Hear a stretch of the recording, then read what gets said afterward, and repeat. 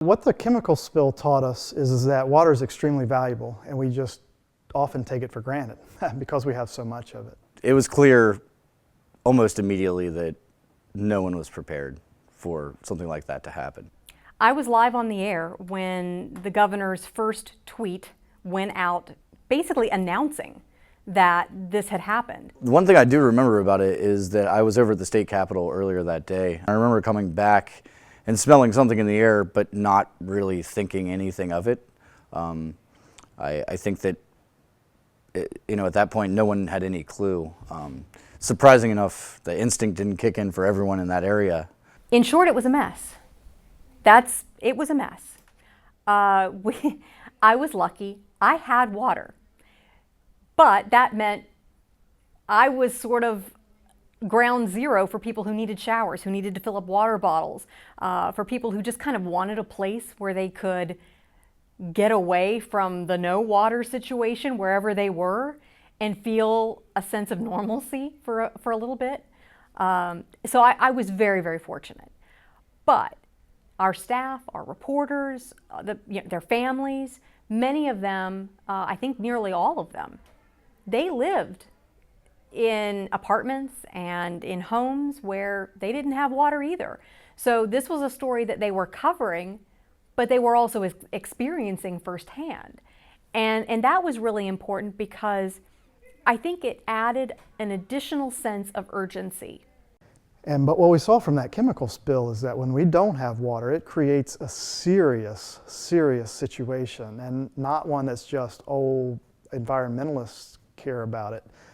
Everybody cares about it. Citizens care about it. Businesses care about it. It's wildly important to us, and we see it when we realize it when it's gone or when it's not available to us. That was the first thing that the chemical spill told us, is just how valuable it is. The second thing it taught us is that we have to be protective of that water.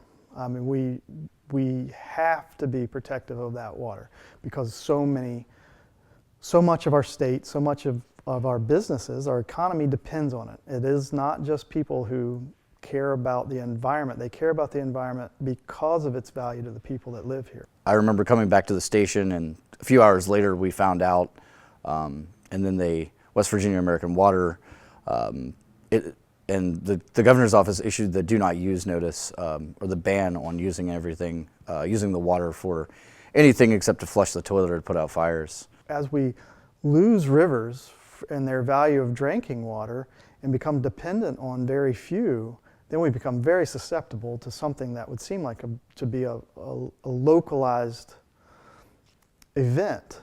And instead, that localized event, it touched a third of the state, the residents.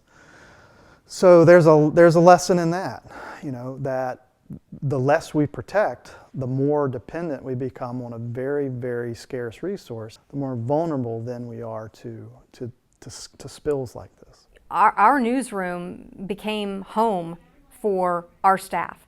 We didn't have water in our newsroom, so we were trucking in, bottled water where we could get it.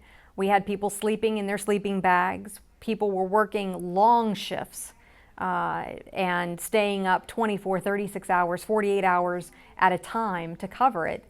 And we did that for a long time because this was really important, and we understood that this was important, not just to us, but more importantly to the community as well. And it was an amazing experience. Being the news director at that time at the station, seeing the way our staff came together. It didn't matter how tired they were. It didn't matter how dirty they were because they'd been out and about trudging around some site someplace.